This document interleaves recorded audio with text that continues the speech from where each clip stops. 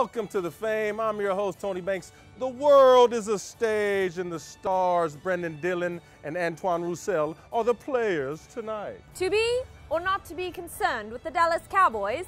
That is the question we'll have former NFL running back Larry Centers here later to discuss. Not bad, but Sir Laurence Olivier, Dame Judi Dench, you are not. I am the master thespian here, and The Fame starts now. The Fame. More than just the game. Tony, Lindsay, George, and Dwayne. Big names, fun and games, never the same. Welcome to The Fame.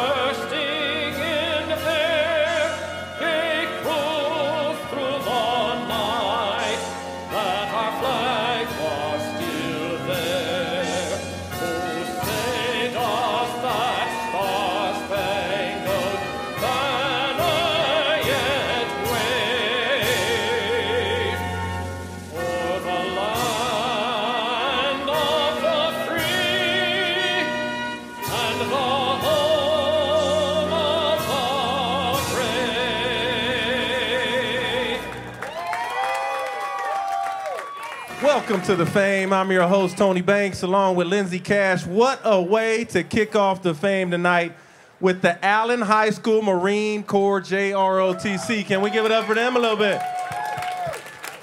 Yes, they're not just known for their great quarterback, Kylie Murray, and a great football team. Now, Master Sergeant David Robinson, why don't you tell us a little bit about the program and what these young gentlemen are learning in the process of maybe going on to the ROTC in college?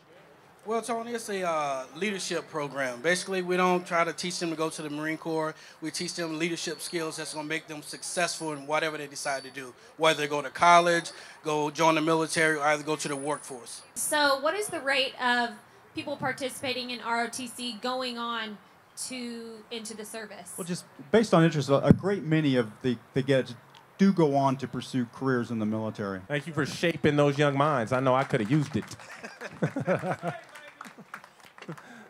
All right, now let's get our first guest in the building. Former All-Pro running back, also played for the Cardinals, Redskins, won a Super Bowl with the Patriots. One of my arch nemesis, Stephen F. Austin. I hear some Stephen F. Austin Wolfpacks in the building. Let's welcome Larry Centers to the stage. Look at this guy, he's sharp. Look at the bow tie. Very sharp. Look at him. You see him rocking that big rock. Now, you're from Texas. Probably grew up a little bit of a Dorset Cowboy fan, I would imagine. You know, I like certain players. I was never quite a Cowboys fan. Ah, that's rare to see the local Texan. But you played for the Arizona Cardinals. Right.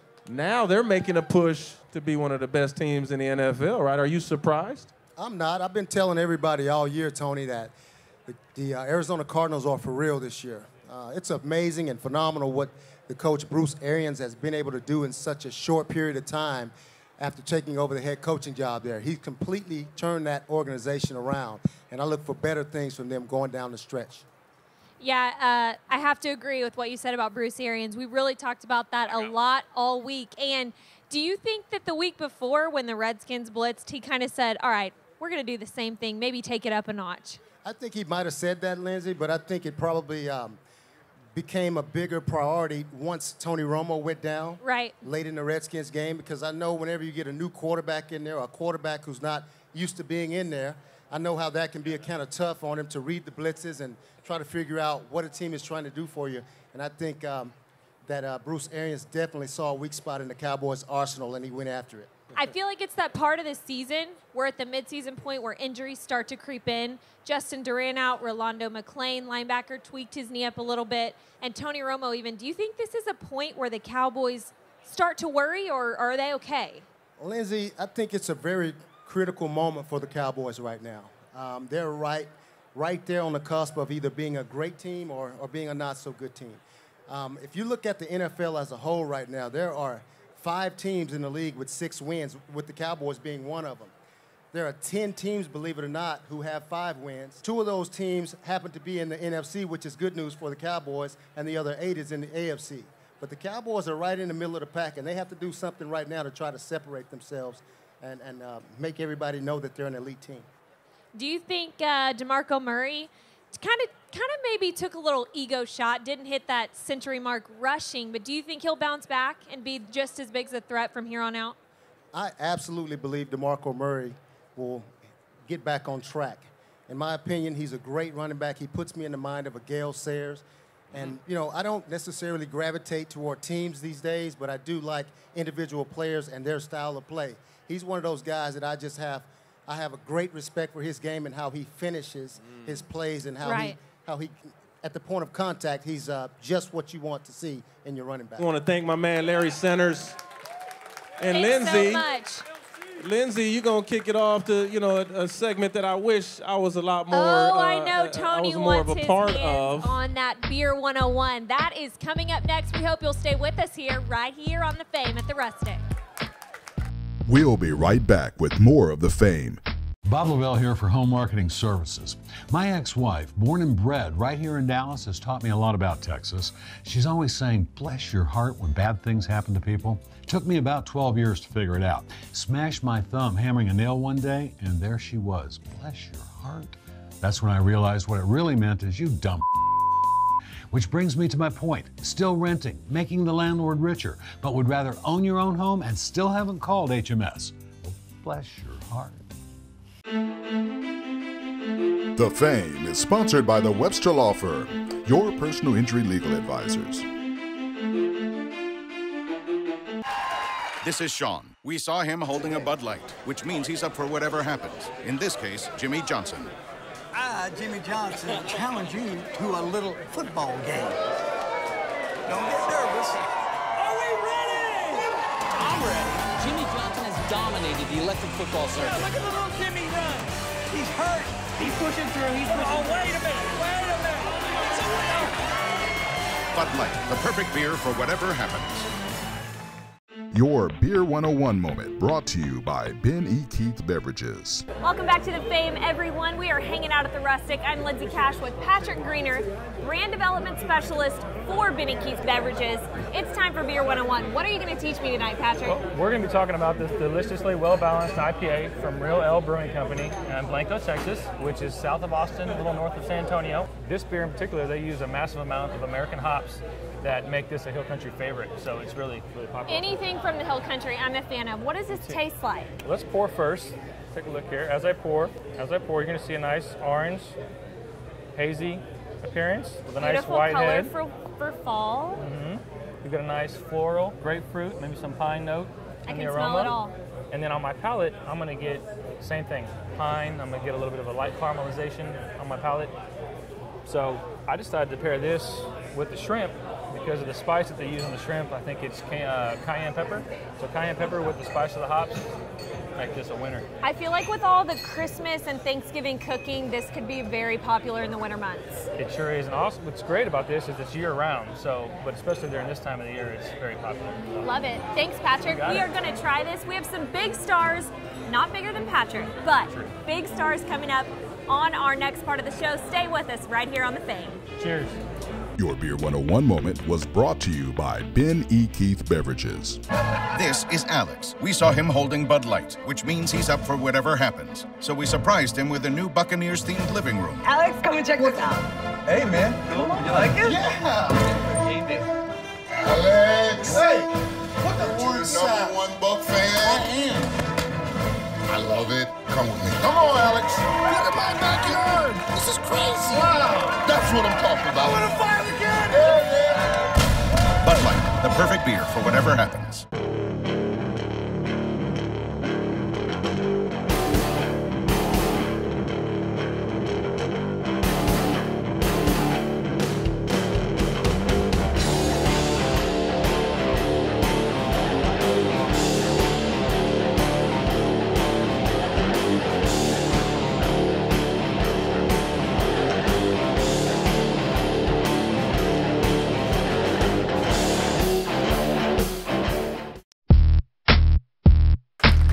Welcome back to the Fame. Our next guest needs no introduction for most. He's the voice of the Dallas Stars, Emmy Award-winning play-by-play guy. And you guys are going to know him as soon as we see him. He's pretty much the guy I dream about being. Let's welcome Ralph Strangis to the set. There he is.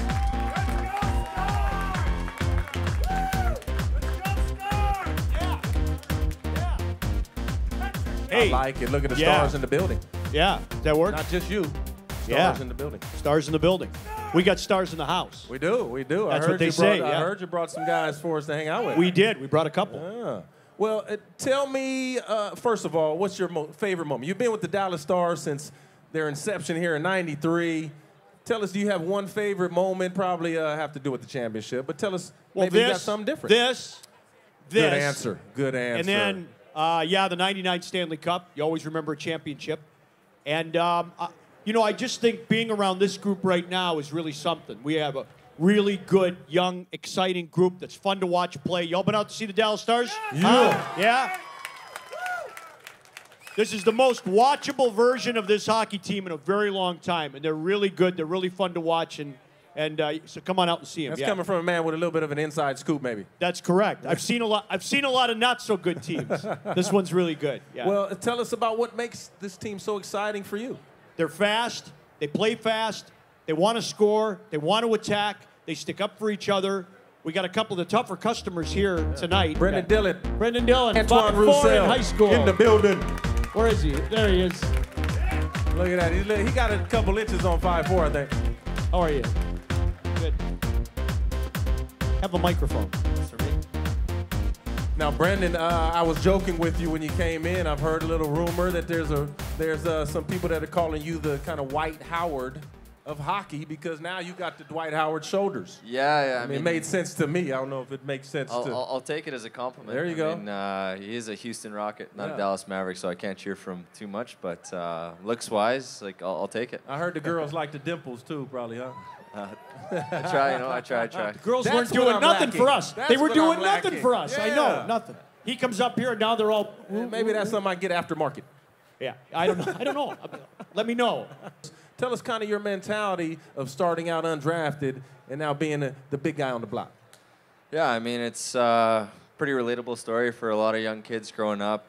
Down here in Texas, it's a little different because hockey's not the biggest sport, but just a guy who loved to play hockey and grew up with a very supportive family and you know, a good community of people that really supported, you know, sports and trying our best to stay out of trouble. And I just grew up loving it, watching the game. I had a hometown team, the Vancouver Canucks, I watched all the time, and you know, I watched the Dallas Stars beat them, and you know, it's crazy. It's been a long time, and now I'm here at 23 years old, and playing for a city that's amazing, a lot of hockey fans, and I couldn't be happier here for sure. This is how young they are. How many guys are younger defensemen that we have playing right now? We have Alexiak's younger. Alexiak's younger. Nemeth hurt. Nemeth's hurt, but he's younger. Yeah. Yerki Yokipaka, say that. Yerki that's a tongue twister, you know. Yokipaka. Yokipaka. He's younger than you are, so we've got to. I mean, even you're almost a veteran among our blue lines. Yeah, exactly. It's a little scary to think because I'm like, what? There's no way. Yeah. Third season, I'm a veteran. Old man. Yeah, the old man. I mean, yeah. Happens quick. Well, Ralphie's got that right now, but I keep telling him he's younger than he is. Yeah, he's got energy of a young man, definitely. Yeah. Now let's get your other teammate out here. Another one of those young phenoms. Let's get Antoine Roussel. Hey.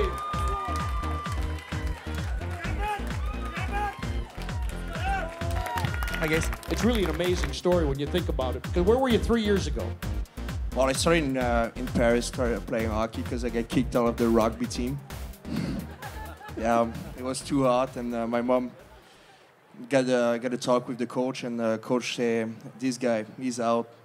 It's too hot for him. So it was so hot, we just grabbed water, and I stopped practicing because of that. And all my teammates were following me, so I was a bad leader at the time. And they said, this guy got to be out. So I started playing hockey because of that. I played against Antoine when I was in Chicago, and it's a lot better having him on my team and as a friend than playing against him, that's for sure. He's like the more handsome version of Dennis Rodman, huh? It's the same way all around, though. I'd rather have him on my team, too. He's a big boy. Well, well, we won't talk about the numbers, but you got the big contract now. Now, I know, I want to know, what was your first purchase when you got the big zeros, the long zeros? Come on, don't give me the politically correct. I bought a house in Quebec, and now I bought a house in I didn't see this shirt last year either, so I think that might be it. I went shopping for myself a little bit, and for my girlfriend a little bit too. So. Nice. Yeah. Looks nothing a lot better major, this though? year. Nothing major? No Ferraris? No Ferraris, no. Just guy. gotta keep it you leave that low to profile. Us. You leave that to the football players. We're kind of low profile kind of guys, so we're just trying to lay low and just... We don't want to play the game of the keeping up with Ben and Sagans. We try to stay away from that. So. It's really tough. Well, you know, this being a Cowboy show, we don't get too many humble, modest guys up on this stage. So, you know, we get the bling guys. No, I'm just joking. We're going to have more of that when we get back from our star-studded guest, The Fame, when we come back.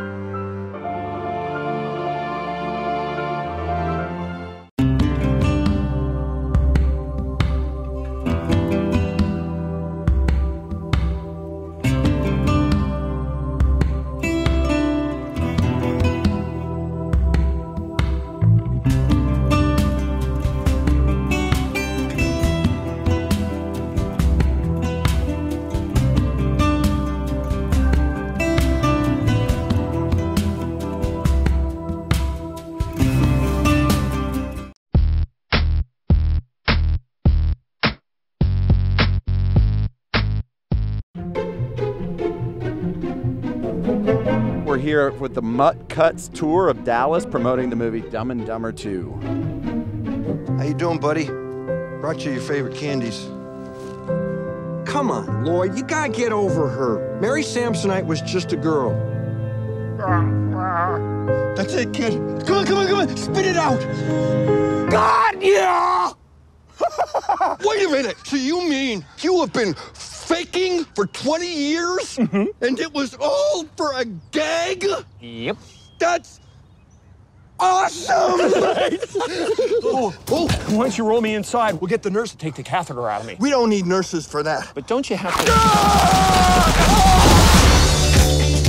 Are you excited about the second version? So excited. It looked really funny on the commercial. Who's this? Oh, that's Butthole. I found him out in the alley. Why'd you name him Butthole? Because of this.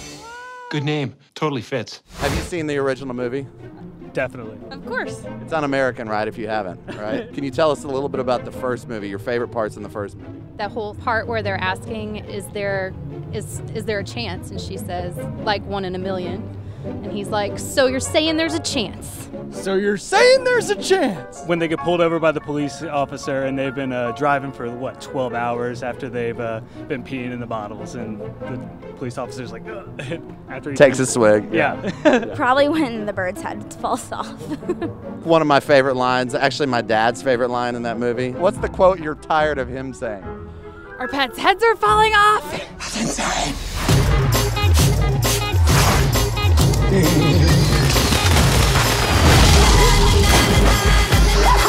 Who's dumb and who's dumber? Lloyd's definitely dumber. I would go Harry's dumber.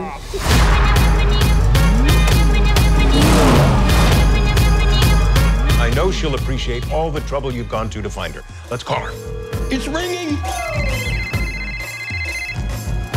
Whoever this is, We're in the middle of something very important here. This is your dad. What? Hey, guys, I know this is weird timing, but I gotta take this. It's my dead dad. She's got me on hold. It's a really cool ride, though. You got to be excited. Absolutely is. Yeah, it is. It's a lot of fun. You get a lot of looks, a lot of people honking. Yeah, it's not bad. I would say the best thing is people who don't believe that it's actually like real. Like, you know, when you pull up and they're like, "Is that really from the movie?" And you go, "Yeah, it's from the movie." And you know, it's pretty exciting. Lloyd made a noise, and it was the most annoying noise in the world. Can you make that noise? Is it?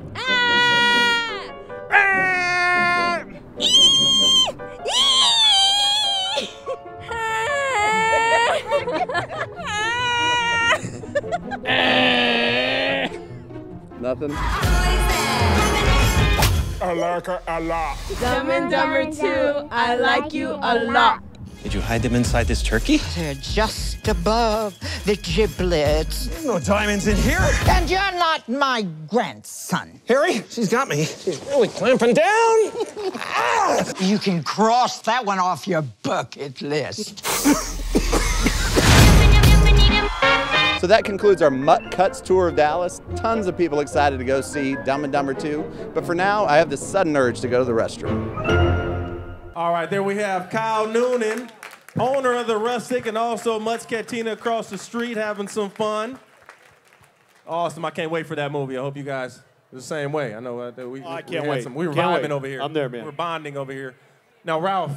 Now I know you're a thespian too. You know you've been in some movies, The Glory Road. Yeah. You've been in Pros and Cons, a fantasy football movie, Yeah. among others. Yeah. But theater is your real love. One of them. We could tell that from your awesome open we had today when you had your British accent, much better than mine.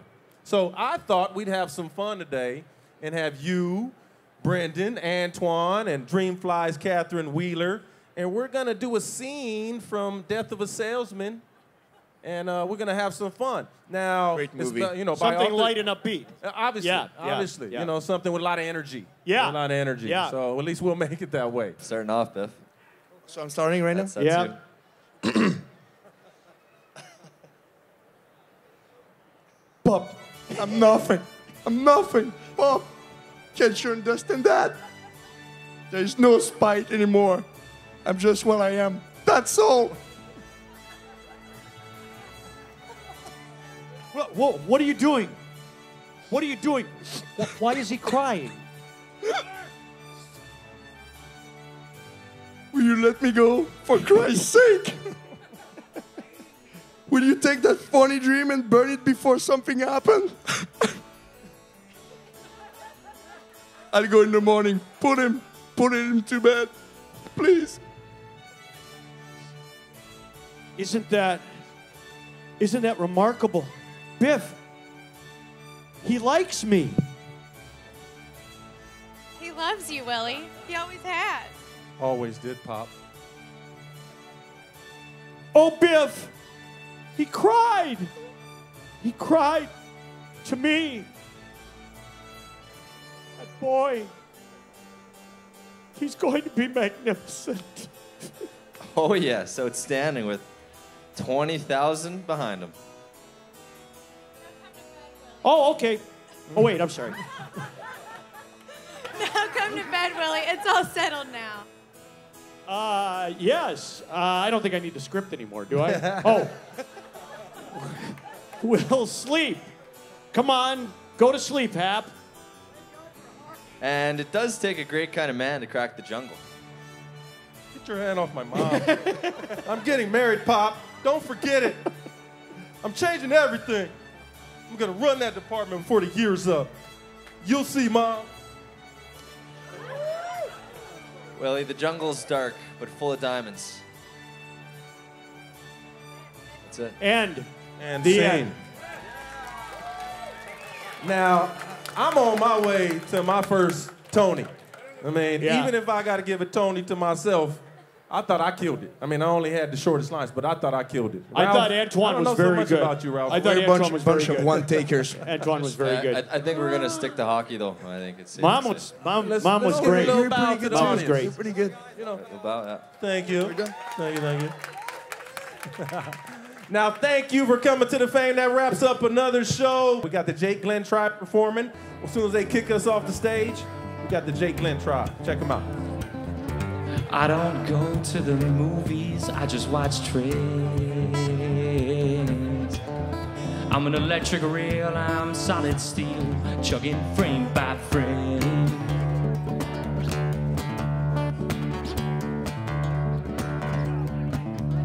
I left my friends waiting at the station.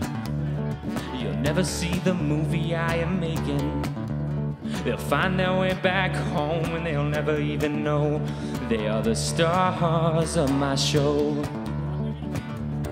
I don't go to the movies, I just watch trains. I'm an electric rail, I'm solid steel, chugging frame by frame. My sister is the bridge that holds me up. She gives a little lift when lines run rough. I leave her all alone and she'll never even know she's the hero of my show. I don't go to the movies, I just watch trains. I'm an electric reel, I'm solid steel, chugging frame by frame.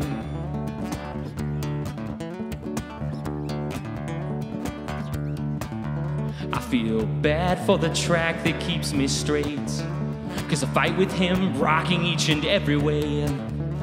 He tries to be my guide, though he'll never realize he's the mother giving comfort to my show.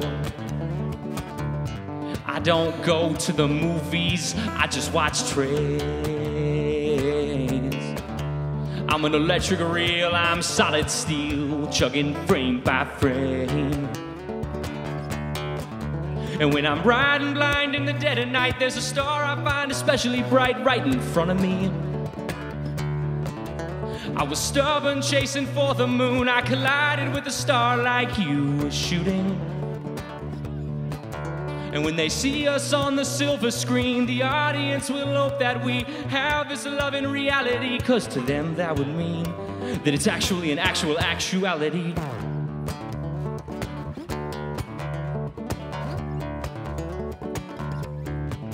I feel bad for the wind that cools me down. When my engine gets too hot, she cools me down. Forever I rely, though she'll never realize she's the mother giving comfort to my show. I don't go to the movies, I just watch electric butterflies rise and catalyze monarch trails that impale brightness and lightness into the hearts of the matter that live inside of each and every single one of us. Some call it trust, but others just bust it with lies and godforsaken compromise, 'cause they never had the to believe it. The homies back home believe in me. If the only way I'd ever leave, the only way I'd ever concede is if you tie my hands behind my back. If you tie my hand behind my back. If you tie my hand.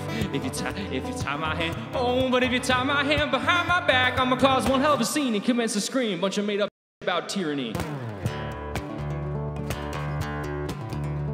I am anxious to arrive at the station. All my friends are gonna be there waiting.